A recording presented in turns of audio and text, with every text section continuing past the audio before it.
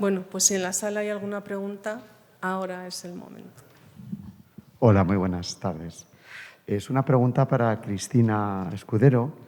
Ha mencionado en un momento que tenéis establecido una activación de un técnico de patrimonio en caso de incendios forestales. Mi pregunta es si también lo tenéis previsto para otro tipo de incidencias o emergencias, y también estaría interesado en saber cómo se hace esa activación, quién es quien lo activa, un poco qué funciones son las que tiene ante la emergencia y, muy importante, si tenéis procedimientos específicos de actuación o de intervención. Muchas gracias. De actuación en intervención, has dicho. Sí, procedimientos específicos de cómo o qué funciones tiene el técnico de patrimonio y cómo actúa, ¿no? Si se mete o no en la zona de emergencia, si lo hace a posteriori una vez que ha pasado ya la zona de emergencia y es nada, en el momento de reconstrucción un poco saber, ¿no? También has hablado un tema de las fichas. No sé si has comentado que tenéis unas fichas también. No sé si son como las fichas No, entonces también si puedes comentar un poquito más sobre las fichas, te lo agradecería. Muchas gracias. A ver si cojo todo lo que me has lanzado. A ver, estamos en un estado de autonomías y cada una funciona de su manera y, digamos, cada uno de su padre y de su madre. Yo soy una firme defensora que todo el tema de emergencias en patrimonio no es un problema de patrimonio ni se debe atender exclusivamente desde el patrimonio, que es la tendencia a seguir. Creo que el problema de una emergencia que afecta al patrimonio es un problema de protección civil. Y Protección Civil es el que organiza la emergencia y ahí es donde ya va tirando de los recursos que tiene. Entonces, a mí me gustaría que mi protección civil me quisiera tanto como me quieren las protecciones civiles de otras autonomías distintas a la nuestra. Porque yo considero que este protocolo que tenemos para incendios forestales tendría que estar también para el resto de las emergencias. Pero solo te diré una cosa, a mi protección civil solo me ha activado una vez para un incendio en una iglesia en Tordesillas y fue porque los bomberos que conocían la existencia de nuestra unidad se pusieron muy pesados con Protección Civil que nos activasen. Con eso te lo digo todo. Pero bueno, estamos en camino de mejorar. En cambio, el procedimiento que tenemos para incendios forestales no funciona, digamos, a través de Protección Civil, sino a través del Servicio de Defensa del Medio Natural, que, como ya he dicho, son los que se encargan de los incendios forestales. Entonces, con ellos hemos priorizado una serie de patrimonio y entre ellos pues, el patrimonio mundial, y cuando hay un conato de incendio, un incendio, o sea, por muy pequeño que sea, inmediatamente nos activan. ¿A quién activan? A mí. Entonces te voy a decir mi primera activación para que veas cómo funciona. La primera vez que me activaron fue un viernes por la noche a las 10, yo estaba de copas con amigos. Y entonces, además, les estaba explicando cómo trabajábamos y ellos, ¡ay, qué emocionante! Y de repente me entra una llamada, la cojo y me dicen, ha sido usted activada por incendio en las médulas. Claro, y ahí dices, pero vamos a ver, si yo tardo 2 horas y media en llegar y tal. Eso estaba ya establecido. Porque, insisto, en un incendio no es que yo vaya a pagar nada, para eso están los profesionales. Simplemente mi misión y la misión de Laugrecil es poner un técnico especializado en el ámbito que ellos necesitan al servicio del director operativo de la emergencia, ¿vale? Y entonces, desde el bar donde yo estaba, bueno, me salí fuera para que no se oyesen los ruidos, en 5 minutos contacté con el técnico que teníamos ya establecido en la zona y en 5 minutos se resolvió. Y entonces él va donde le mandan. A veces simplemente le piden que esté activo y otras veces que se dirija al puesto de mando avanzado para dar información y entonces simplemente es vamos a abrir un cortafuegos por aquí y él simplemente dice no, pues si lo podéis desviar unos metros y tal, es eso en lo que consiste. Pero también insisto, la prioridad es la vida de las personas y su bienestar.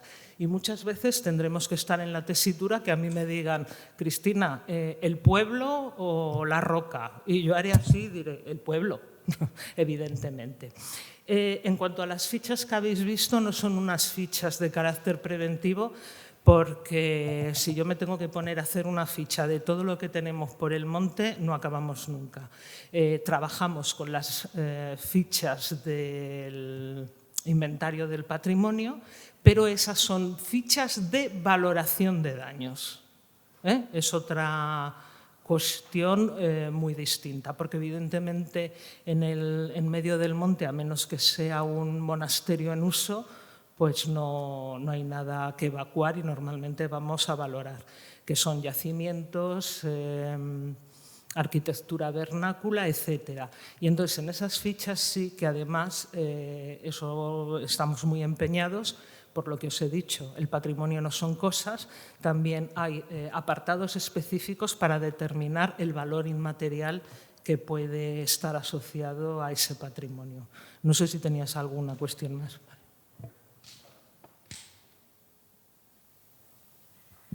Es una pregunta para Soledad.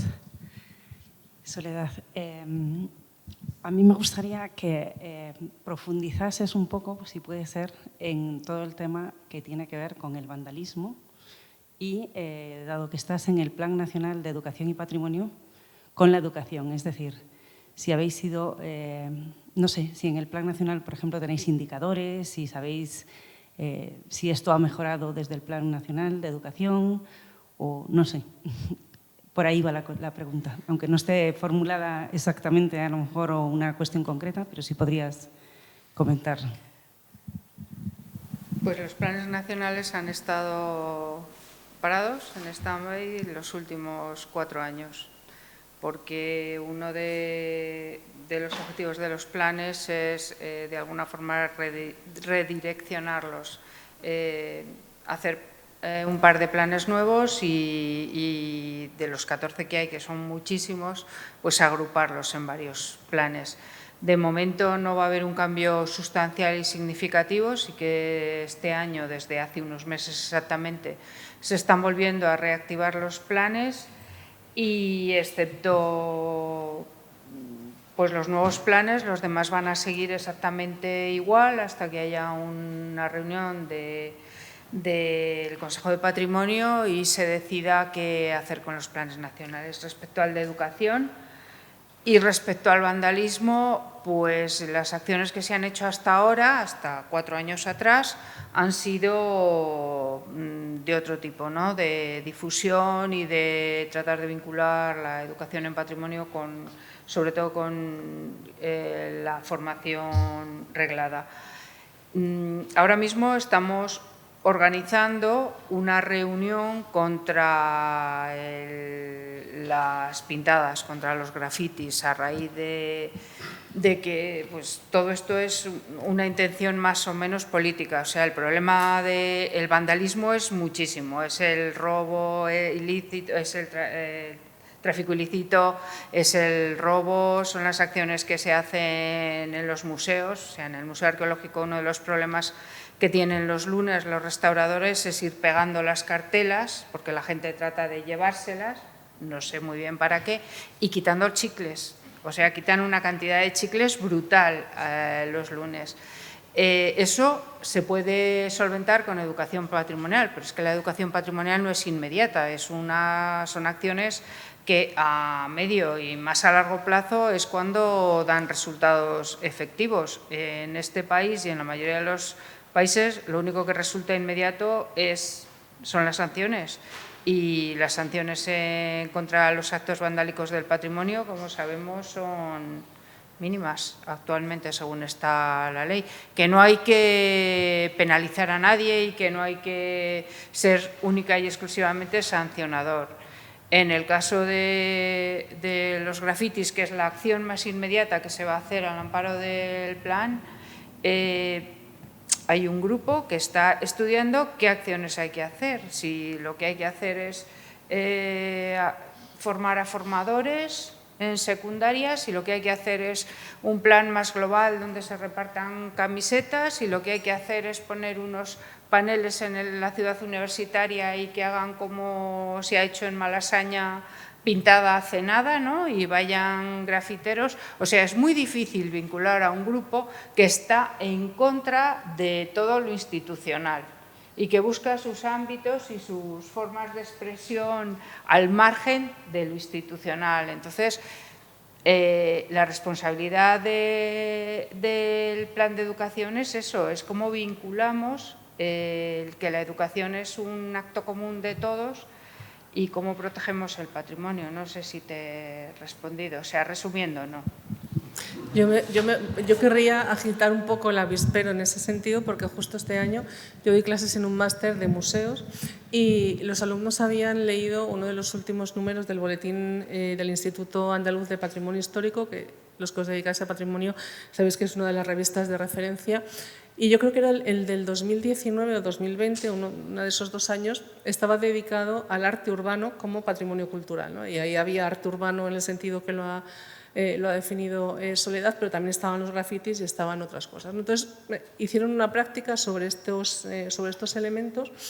Y claro, una de las cosas que ellos decían es que, bueno, pues, o sea, se planteó en clase, ¿no?, el hecho de decir, bueno, pues podemos tener muros específicos donde se hagan las pintadas, pero ellos entendían que eso no era arte urbano, que el arte urbano tiene algo como de transgresor y algo de no institucional, como bien acabas de decir, que casaba mal con la idea de tener un sitio específico para hacerlo, ¿no? Entonces, bueno, lo digo porque de esa práctica la idea que yo me llevo es que, bueno, por supuesto hay que proteger los bienes culturales, que eso no se discute, ¿no? No se puede hacer unas pintadas en un BIC con un bien inventariado o en un bien que simplemente sea histórico aunque no tenga ningún tipo de declaración, ¿no?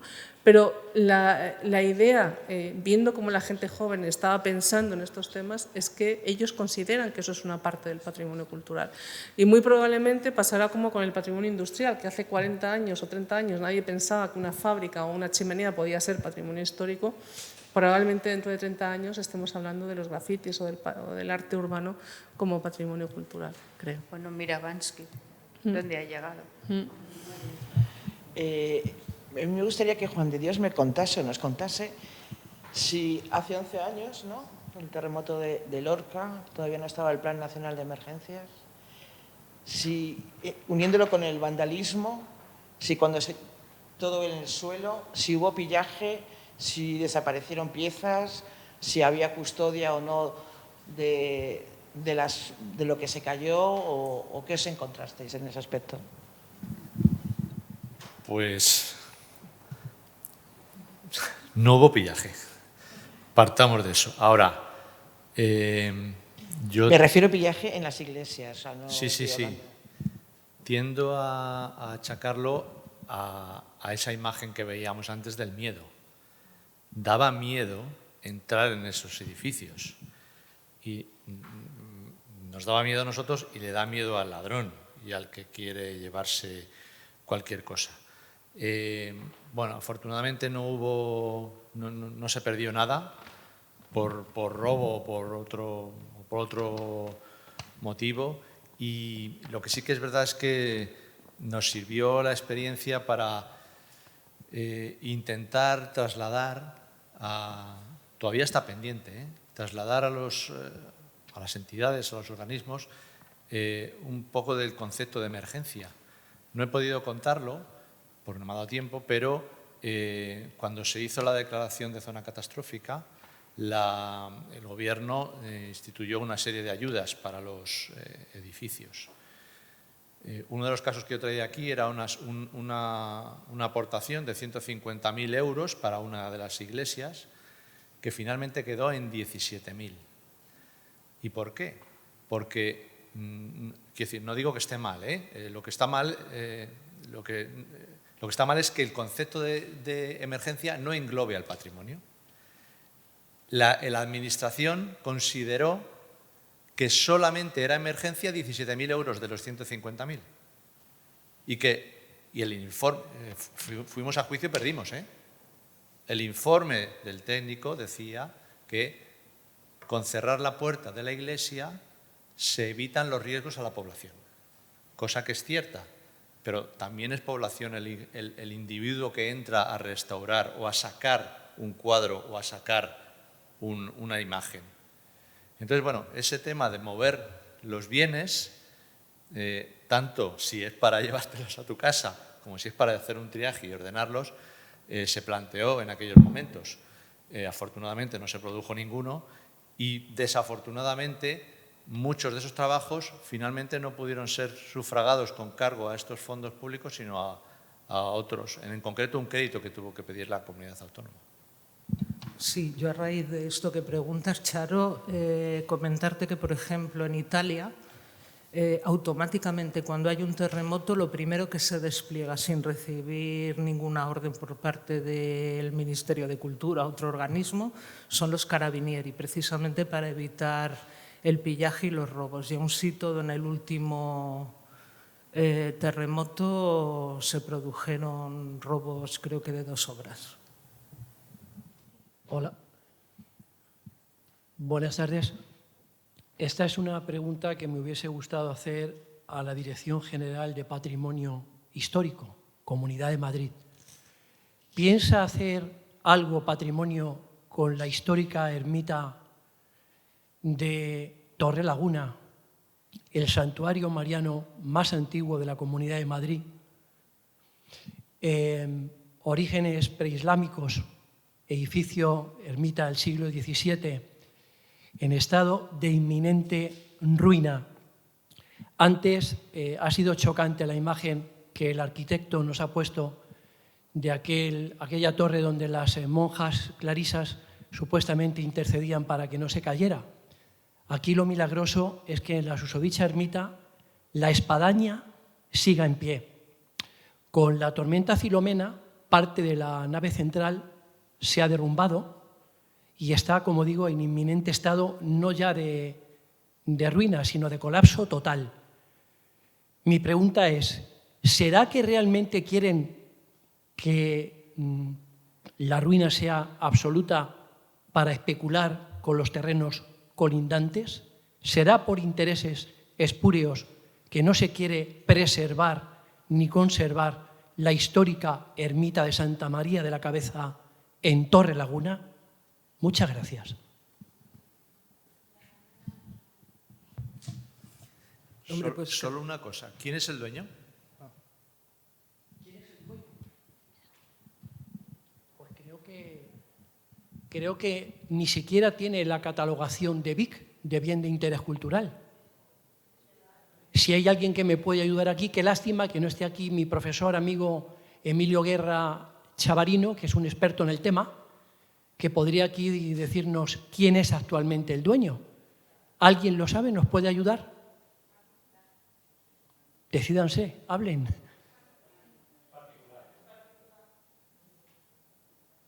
¿No es una pena que dejen que este edificio, por acción o omisión, colapse? Preguntaba quién era el dueño, sin tener ni idea. No conozco el edificio, ni soy de la comunidad, simplemente estoy muy agradecido de estar aquí, pero el obligado a la conservación de un bien es el propietario, más aún si ese bien es de interés cultural. Entonces, si esa ermita es propiedad de la comunidad, pues tendrá que ser la comunidad la encargada. Si es un particular, tendrá que ser el particular. Si es el obispado, el obispado. No sé las circunstancias, no tengo ni idea, pero lo que dice la ley es que el obligado a ello es el propietario. Sí, buenas tardes. Aprovecho también la pregunta por alusiones. Yo trabajo en la Subdirección de Patrimonio Histórico de la Comunidad de Madrid y en relación con, no sé quién es la persona que ha hecho la pregunta, que sí, pues encantado. Es una cuestión que nos ha llegado a la Comunidad de Madrid. Lógicamente nosotros no somos los titulares, pero sí que estamos para establecer y requerir a los dueños para que cumplan con su deber de conservación. Normalmente cuando sucede algún tipo de estos casos en los que no se conserva el patrimonio que está en riesgo, suele ser porque existe una problemática complicada detrás. Cuando la titularidad está clara, cuando bien pertenece al ayuntamiento o a alguna consejería o, por supuesto, al Estado, se suele actuar con bastante celeridad y nunca en ningún caso hay ningún interés de otro tipo como el que se ha se ha comentado. En todo caso, es verdad que lo tenemos, que ha llegado un escrito y que actuaremos en el marco de lo que establece la legalidad y bueno, pues eso sí que es lo que quería comentar. Aprovecho ya pues, para concluir estas jornadas que me han otorgado esta misión de finalizar las jornadas. Voy a ser muy breve porque sé que han sido unas jornadas muy interesantes pero también muy intensas y solamente me gustaría destacar 3 ideas fundamentales y acabar con un gran gracias. La primera idea está relacionada con el propio concepto de emergencia. Yo creo que con todo lo que ha pasado en los últimos años, desde el terremoto de Lorca hasta la guerra de Ucrania y pasando con el incendio de Notre Dame, con el COVID, con Filomena y con todos los desastres naturales que desgraciadamente pues, observamos en nuestro día a día, la propia palabra de emergencia ha cambiado su significado. Ya no podemos observar las emergencias como algo que podía ocurrirnos, pero de una forma poco probable, como algo remoto, sino que nos vemos obligados a introducir lo que es la emergencia en nuestra cotidianidad. Esto, y sería la segunda idea que quería destacar, hace que tengamos que redoblar los esfuerzos y, en mi opinión, trabajar con un enfoque eminentemente práctico. Muchas veces lo mejor es enemigo de lo bueno y tenemos que ser conscientes que nunca vamos a estar completamente preparados para hacer frente a todo tipo de emergencias y de la mejor forma posible. En ese sentido, todos los que trabajamos en patrimonio, tanto en instituciones culturales o en la protección de los monumentos, de los sitios históricos, etcétera, yo creo que tenemos que hacer un ejercicio de reflexión, de preguntarnos si el día de mañana hubiera un incendio, hubiera una inundación, pasara X, ¿qué es lo mínimo que debería contar la institución o qué es lo mínimo con lo que debería contar los servicios de emergencia, etcétera? Y a partir de ahí, pues ir aumentando. Una vez que tengo establecido lo mínimo, pues ya puedo ir, digamos, ampliando los instrumentos de protección. Por ejemplo, en una iglesia probablemente lo mínimo sería pues, que los servicios de emergencia sepan acceder al bajo cubierto para detener el fuego. Si estamos hablando de un museo, pues a lo mejor lo mínimo sería también priorizar las 5 obras que tienen un mayor valor histórico. Y bueno, en todo caso, en función de la casuística y de cada institución, yo creo que se pueden establecer esos mínimos y a partir de ahí ir mejorando. Y otra idea que yo quiero destacar que ha aflorado a lo largo del día de hoy es la de la colaboración. En esta materia, la compañera acaba de indicar que ella considera que es un tema sobre todo en el que tiene que tener protagonismo protección civil y por supuesto yo estoy de acuerdo, pero además de protección civil pues actúan múltiples actores. Hoy lo hemos visto a lo largo de la jornada que intervienen pues, técnicos de patrimonio, por supuesto personas de emergencias, de bomberos, policías, juristas y todos ellos son necesarios. Tenemos que trabajar en colaboración y ello probablemente exige un mayor esfuerzo y también exige que hablemos un lenguaje común.